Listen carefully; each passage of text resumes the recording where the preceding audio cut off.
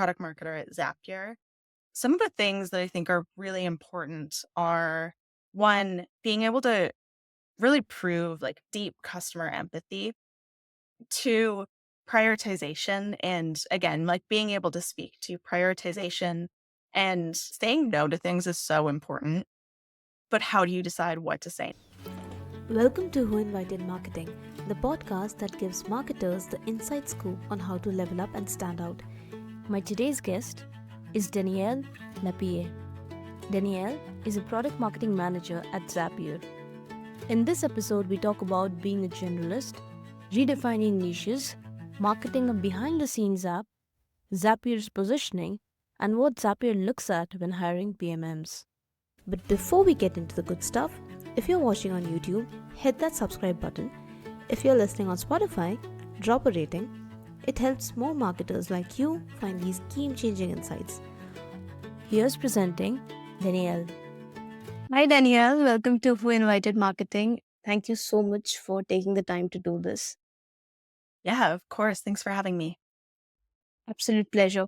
So I'll just directly start with the most fundamental question. You are a PMM at Zapier. I'd love to know your journey. How did you start and how did you get into PMM?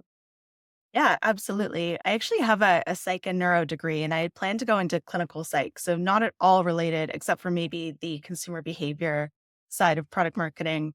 But out of school, I ended up taking a internship at a tech company as a little bit of an SDR, a little bit of a marketer, and fell in love with tech. That was in the travel space. I ended up shifting into a sales role, running sales there for a little while and then eventually wanted to go into product, ended up going into product marketing instead.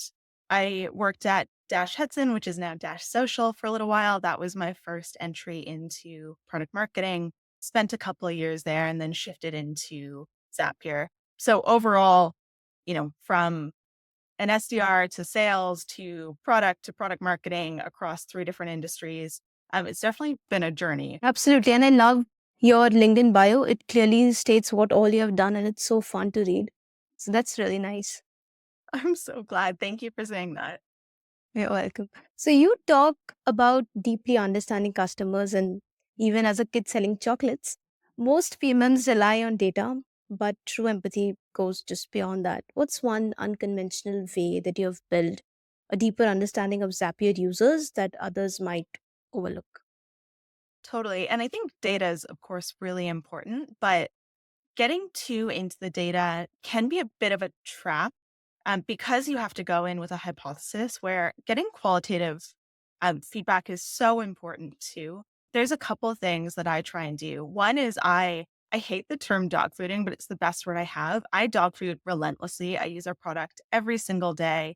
I'm currently building solutions for customers and templates. So that's a really good source of actual friction too. I spend a lot of time on Reddit and forums and just in communities where people are not even necessarily talking about Zapier, but talking about the problems that they experience. And I really try and embed into where those conversations are naturally happening. And then I also try and spend time with non-customers as well as customers. One, like digging into why are they using competitors or not using us? But two, if I know they're in our ideal customer profile, just because they're not a customer yet doesn't mean understanding their problems isn't valuable. And that can be a great opportunity to identify where maybe we're not messaging to them effectively or serving them effectively. That's a great answer. So you have embraced being a generalist, the Jill of all trades. But Mhm. most career advice tells PMMs to find their niche. How do you turn being a generalist into a competitive advantage in a world that values specialization? Yeah, I struggle with this one a little bit, honestly. I don't know if I totally agree with that advice to find your niche, at least in the way that it often shows up. I often see it presented as, well, you have to be the expert in CI or competitive intelligence, or you have to be the expert in, I don't know, like data analysis or go to market strategy. But finding your niche can mean different things. And ultimately, it just means knowing something inside and out. And so that could also mean being really good at 0 to 1 projects or a certain stage of growth. Like maybe you're great for seed stage companies. could be an industry too. Travel, for example, if you know the travel industry, that could be your niche. It doesn't necessarily mean that you have to be the best at demand generation. There's a ton of value in being able to think laterally and draw connections between functions. And ultimately, I think that's the competitive advantage. It's, at least for me, our CEO talks a lot about being a T shaped marketer and ultimately just being T shaped in general, which means, you're a little bit good at a lot of things, but then quite good at one specific thing. And so that's how I think about being a generalist is you've got kind of those overarching skills, but then you can hand off to people who know a specific area inside and out, like maybe ads or lead generation. Yeah, completely agree with that definition. Zapier is incredibly powerful, but automation can feel unsexy. How do you make a behind the scenes product feel exciting and indispensable to users? Yeah, I think of it a little bit like code, honestly. Code is also unsexy, but it's really, really important. But we have people all the time who say, this made me feel like a wizard. This changed my life. Like the impact is sexy. And so, a few things that I believe really strongly in and preach all the time. If you're on my team, you've heard me say this before. One is showing the outcome. And I don't necessarily mean the ROI. When someone is thinking about whether to implement a system, it's really hard for them to contextualize. I'm sure you've all seen on LinkedIn like 100-step, like make automations or Zapier automations. And it's tough for maybe folks who aren't as familiar to look at that and be like, what do I actually get out of this? And so, one of the things that's been really effective is instead of marketing that giant automation, showing a screenshot of what it actually looks like in your Slack or showing, I don't know. I'm working on one right now that does some pre-meeting prep for sales reps. And so showing like a screenshot of HubSpot and what's the actual information that they get. And then one, the person who's evaluating it can look at it and be like, oh, I understand what that does. But then it also helps them go to their sales director or their other stakeholders and say, hey, here's what I'd like to implement. Do I have your thumbs up, thumbs down versus showing them essentially code in Zapier's UI. So that's one thing. Another is highlighting the use cases that are really impactful and telling it through customers and what they've achieved and ultimately what the outcome for them has been. So, yeah, just highlighting those stories wherever possible. So, show, don't tell. Show everything as clearly as possible. Yes, but also show like just showing, the screenshot of the Zap editor doesn't say a lot. It's what do they get out of this? And that's the tough thing with code or with Zapier is that there isn't, a UI that you can take screenshots of that actually means something or shows the outcome. And so how do we show the outcome as much as possible and then tie that into impact in terms of like, 800 hours saved. Zapier has been the go to automation tool for years, but new players and AI are shifting the landscape. What's a surprising change that you have noticed in user behavior, and how is that reshaping Zapier's positioning? Yeah, a few things. So AI is obviously really important. We talk about this a lot internally, and there's a huge spectrum of automation familiarity. The thing that I didn't quite realize is there's a lot of people who are still at square one who aren't building advanced systems or who aren't even, they know they need to be using AI. They don't know what they should be doing with it, and they don't really know how. So that's one side of the spectrum. And then, of course, there's this other side, which is like this code generation and really next gen. But I guess the surprising change in user behavior is before we had to convince people that using automation was worth the change. We really were anchored in that why change discussion before we could even get into what solutions look like. Where the shift that I think has happened is AI has started some urgency, and AI and automation go really well together and ultimately are most effective when they're paired. And so we're seeing that change from having to convince people that the way that they're doing business or the way they're working isn't effective to really the next stage, which is solutions. People are coming in already bought in that they need something. It's just like, can we serve your needs? Yes or no? Everybody's on board with AI right now, but the problem with AI is that you wake up and there's something new in AI. So it's Yeah. always changing.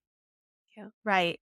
Yeah. And how do you future proof it too? How do you build a system that is going to make sense in 6 months when the tooling has changed? And I think it was our CTO who put out something recently who was talking about, how do you avoid building something that the next iteration of AI is just going to make irrelevant anyways versus building something that is going to continue to scale. Let's talk about marketing team. Some of the best marketing happens with constraints, budget, time, resources. What's an example of a creative solution that Zapier's marketing team came up with because of a limitation? Yeah, the best example that I have is something that I know inside and out because I did it. So we have this challenge where we talked about use cases earlier and telling the story through the customer. And our examples of what customers have built lives in many, many places. It's on our blog, it's on past user conferences and videos, it's on social. And because they're all over the place, it makes them really tough to find for someone who comes in and is like, hey, what are people like me doing with, I keep using HubSpot because we use HubSpot, but like HubSpot as an example. And so for Zap Connect, our user conference last year, we rolled out what we're calling the workflow gallery. And we're hoping that it'll move out of this kind of alpha stage pretty soon. Although I just cross my fingers for everyone who can't see that. But we didn't have developer resourcing heading into our user conference at Connect. It's a huge production, and so everything had to go into the event experience, and so constraints on all of them, budget, time, and resources. We built something on Glide as a proof of concept. Glide is great if you haven't used it, and essentially delivered something that was specific to the event experience in order to get enough signal that one, this was something people wanted. It was going to be worth it to put the developer resources in. But then two, also get a sense of what people liked about it and what they didn't like and, how we could modify that for the eventual version. I'm very big on prototyping and just getting something out there. I find it's easy to get stuck in docs and proposals and internal alignment, but the best way I've been able to cut through that is create the prototype and get people to react to it, even if it's, held together by hot glue and popsicle sticks, metaphorically in the back end, because then you can drive alignment a lot faster. And so we did that. We got the alignment, and now we're figuring out how to make it a real live thing. Love that you used a real life thing. Zapier is one of those products that users often don't realize they need until they try it. What's been the hardest part of marketing a tool that solves a problem people don't always know that they have? Yeah, I think it's exactly that. And what we were chatting about earlier with AI is I think there's a lot more urgency now where people are realizing that the future of work is shifting really, really quickly. And if they don't jump on board, they're going to miss the train. And so I think that's put a lot more urgency. But it's there's an aha moment that happens, and I don't know exactly where it is, but we have some data that suggests it's somewhere between 4 and 10 zaps. And that's when people start to like really, okay, I understand this. We're seeing them expand, we're seeing them build new things. But one of our biggest challenges is people building one thing and then, walking away and never coming back. So the hardest thing is getting them to that second, third, fourth use case. And one of the things that we've tried to do to solve that is one, getting in front of them, when they're looking for solutions to problems, like making sure that we're popping up via SEO or on forums or whatever that looks like. But then also getting solutions in front of them that they didn't know were possible. So maybe it's a nagging problem that they've had, but they just didn't even realize it could be solved. And the way we've done that is via customer stories and how other people have solved it. Got it. So, what's one messaging or positioning experiment that surprised you? That's a really good question. This isn't as much an experiment as just a big messaging surprise that I had. I ran a customer advisory board session not too long ago, and we really focused on citizen development and understanding how people were thinking about citizen development. And one of the big takeaways that I had was that people actually really don't like, or at least that group of customers on the advisory board really didn't like the term citizen development. In some ways, they felt it was almost demeaning. In other ways, it just didn't describe their perception of what they were doing. And so very surprising. And takeaways were it's definitely worth floating things like that, even things that you're really convicted on past people because has shifted how we're talking about things moving forward. Zapier started as a tool for solo founders and small teams, but now it's used by enterprises. How has that shift changed how you approach GTM strategy, messaging, or product education? Fundamentally, we have been a product led company for a really long time, like 10 plus years. And I remember when I started at Zapier, we had a sales assist team that wasn't a sales team. We didn't do sales, but we had sales assist, which was there to help with like SOC 2 evaluations or security questions. And ultimately, you can't sell deals with a high ACV with a team that's essentially just there to answer questions. And so it has fundamentally changed. And I would be lying if I said we had it 100% figured out, but that's part of the evolution of every company. I was listening to a podcast not that long ago, and it might have been SaaStr, but it was talking about how product led companies have this habit. And I think Calendly was the example they used of saying, we're never going to have a sales team. And then what do you know? A few years in, they want to move up market. And all of a sudden they're like, crap, we need a sales team. We actually need to have a sales motion and an enterprise motion. And so we did the exact same thing. Let's talk about the integration ecosystem that you guys have. What's the most creative co marketing campaign Zapier has done with a partner? Yeah, there's a couple ongoing at the moment and I don't know all of the details. And so don't quote me on this, but we're partnering closely with some of the ad platforms to see if they can sponsor tasks that are run, really trying to drive usage, in particular on the conversions API. And so that's one example of we can do a creative marketing campaign, of course, but that gets a little bit deeper in terms of how do we actually incentivize user behavior and can we do it in a way that is not just marketing and surface level, but actually impacts like their spend and how they use the platform. So that's one strategy that I really like. But the other one, and this is more fun at oh my goodness, what summit was it? There was a summit not too long ago. Oh, HubSpot Inbound. We did a pickleball session with HubSpot, and that's on the total opposite side of just something really fun and a meetup that we did. And I know Wade had a great time too. Wade's our CEO for context. Awesome. PMM looks different at every company. What's unique about how PMM is structured at Zapier, and how do you guys think about product growth and partnerships in general? Yeah, our product marketing team is split into two subgroups. So we have the go to market PMMs and then the product PMMs. The product PMMs are aligned to a product zone or a product, sometimes a couple, depending on the product. And that's more of a traditional PMM relationship, or at least the way I've always worked with PMM. But then the go to market side is focused on audiences. And so we each own a different audience and we're focused on relevance, penetration, marketing. For example, my audience is kind of upmarket as a whole, and I'm focused on how do we tie the different pieces together across our different personas. And then, how do we tell like a compelling story by pulling those threads together? Honestly, it's not a way that I've worked before. It's interesting. It's nice for the product PMMs to have a direct connection with product. I think the con has been how do we then influence what's needed from a product standpoint to be able to meet the needs of each of our personas or verticals, whatever that looks like from an integration standpoint, to your point earlier, but also just from like a product capabilities standpoint. So that's one con.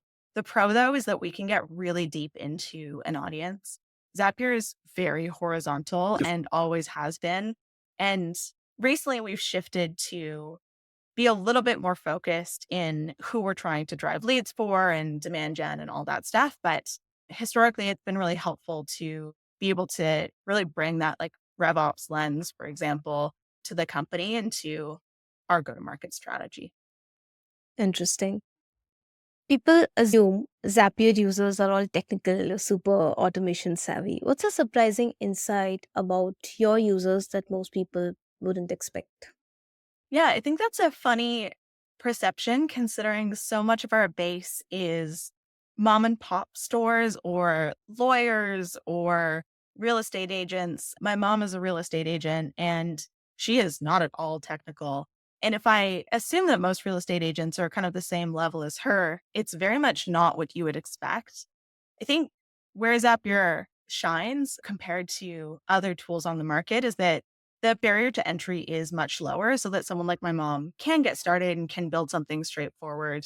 But then someone who is really savvy can also build what they need. And they've got like the management tools and like the advanced building capabilities and all that good stuff that they need too.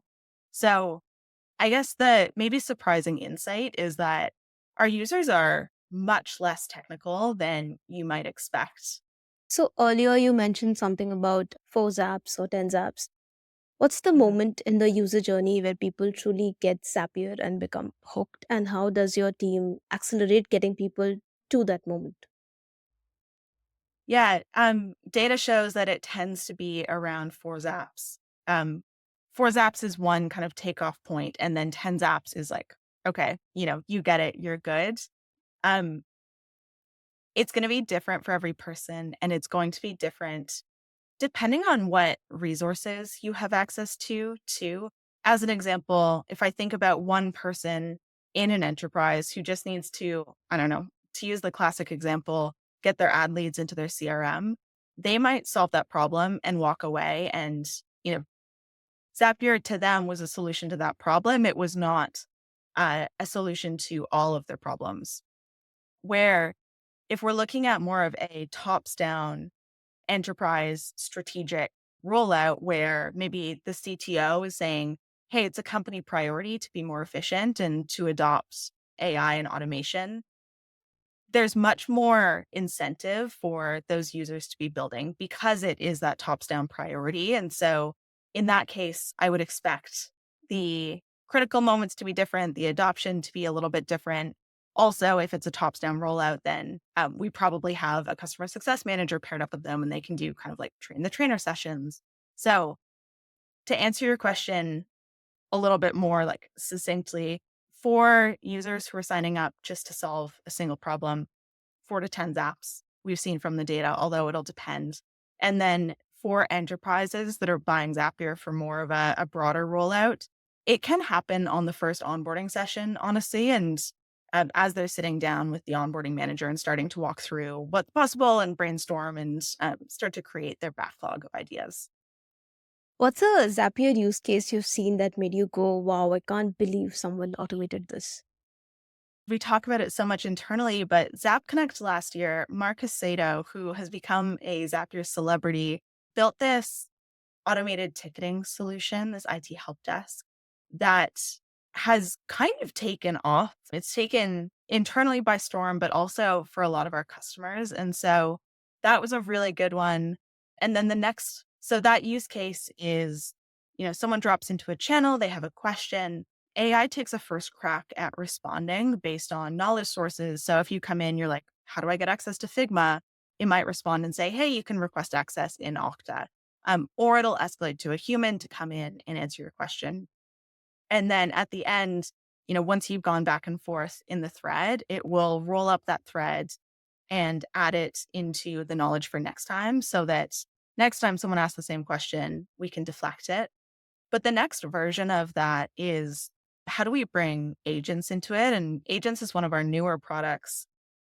Is there a world where you could use non-deterministic flows within a Zap and where the AI could say, they need to do this thing, and then it checks their permission level and it maybe automatically adds them to a user group and then gives them permission and then responds in thread and says, hey, I've given you access, you're good to go. So that one was really cool. There's another flow that I saw recently, which was GDPR deletion when they get a GDPR request. go through all of their systems and delete that user and then, let them know that they've been removed. There's a lot of really neat ones I've seen recently. Two that you gave are really interesting and wild. So, okay, so one question that I ask everyone is, what's the one company that you think is crushing PMM right now?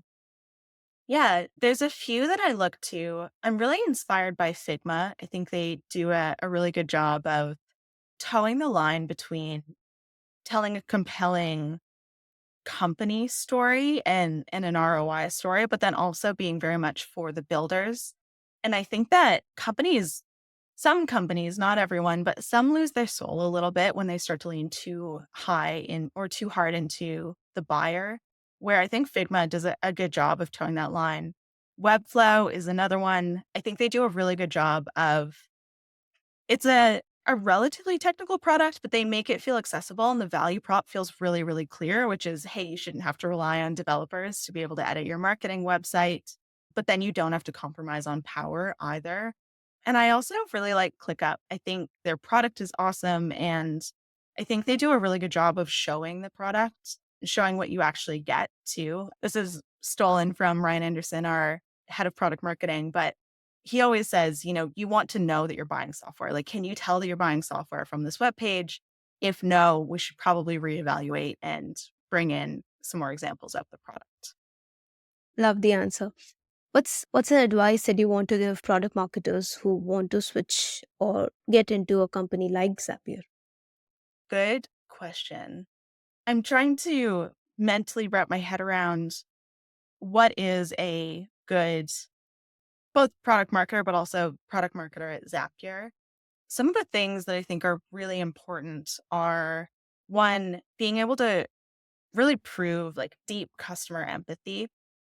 Two, prioritization. And again, like being able to speak to prioritization and saying no to things is so important.